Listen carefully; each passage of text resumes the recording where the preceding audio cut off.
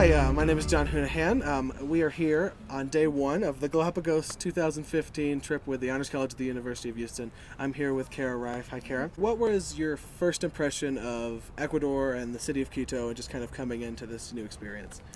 It's very built into kind of the mountainous landscape, which we don't get to see a lot of in Texas. Obviously, it's very flat where we come from. The thing that's most notable is the elevation.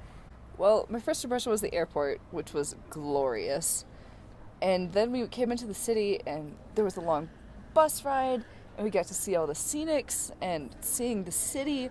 And it's a much larger city than I expected it to be. I expected it to be like Houston, where there are some tall buildings and then like suburbs, and it's just all... The buildings are about the same height, but they're all at different altitudes. So hills are new for me. Definitely the mountains was the first thing that I noticed. I don't know if that's a little cliche or like obvious, but as soon as the plane, as soon as the pilot on the plane was like, okay, we're coming in soon, I like was glued to the window. Just the lights at night and the neighborhoods built up in the mountains, it's incredible. And it's definitely not anything I've ever seen before. First impression actually was flying into Quito when I looked out the window, and it was just super long, like, rows of just really neat streetlights, and I was like, wow, this place is really, really big, and like, you know, it looks really nice. And then we got out and we got in the airport, and I was like, wow, this airport's really freaking nice. Like, I expected Such a nice airport. Driving into Quito from the bus was a little scary. It was dark and everything was boarded up, so I was like, what did I get myself into?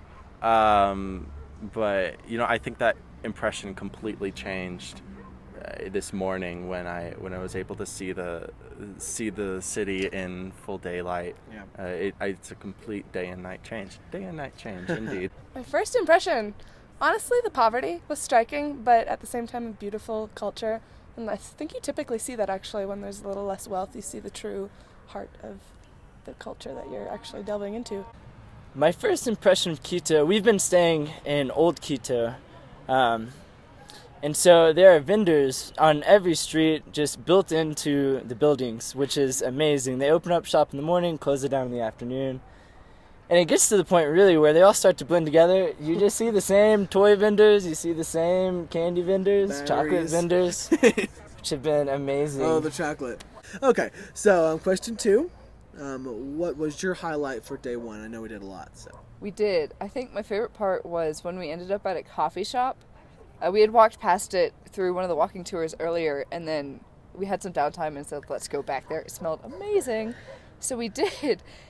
And what happened was we were given a little milk carafe of some liquid, and we didn't know what it was. And you identified it as agave nectar. And we were later handed 5 glasses of hot water. And there was a minute where we all just kind of sat there going, something has gone very wrong. It didn't smell like coffee. And this is when we figured out that the little milk jug was actually super concentrated, delicious coffee.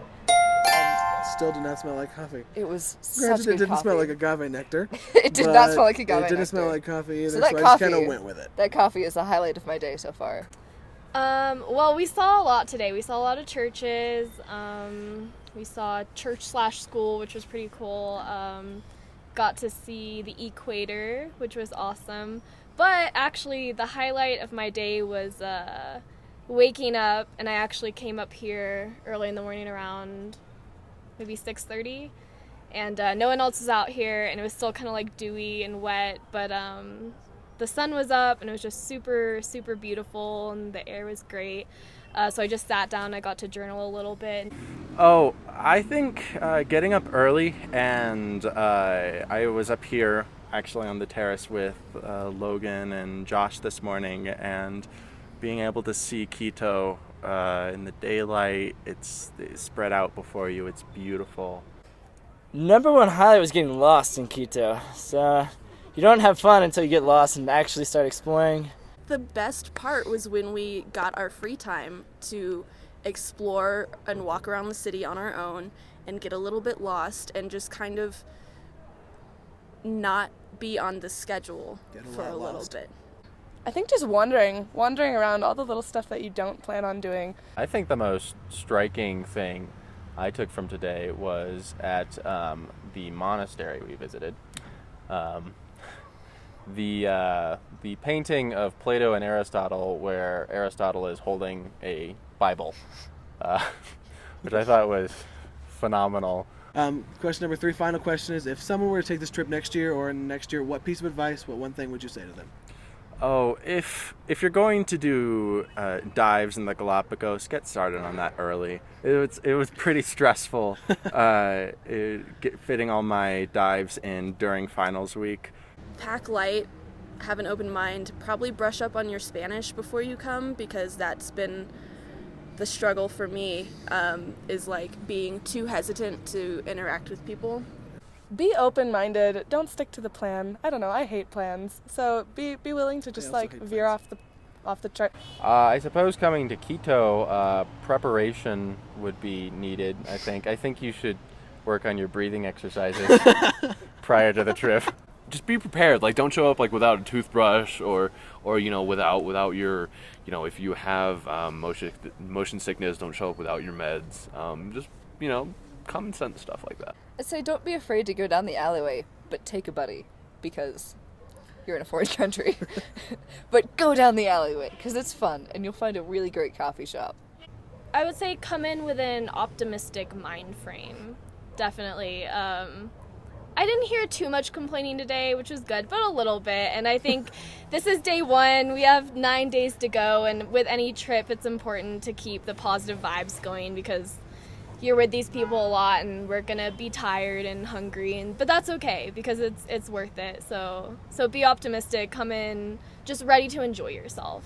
What was your highlight of day 1 with all of the things that we did? This is the highlight of day 1. I've been standing on the other side of the camera, listening to the students talk about their highlights, and this is not vacation for me, right? This is what Dr. Franchino and I are doing here is trying to deliver a really great student development experience and a really great introduction to the biology in this part of the world and the culture in this part of the world. So I just listened to 5 or 6 students say really amazing stuff, and in most of it I agree with the exception of Wade Tao, of course.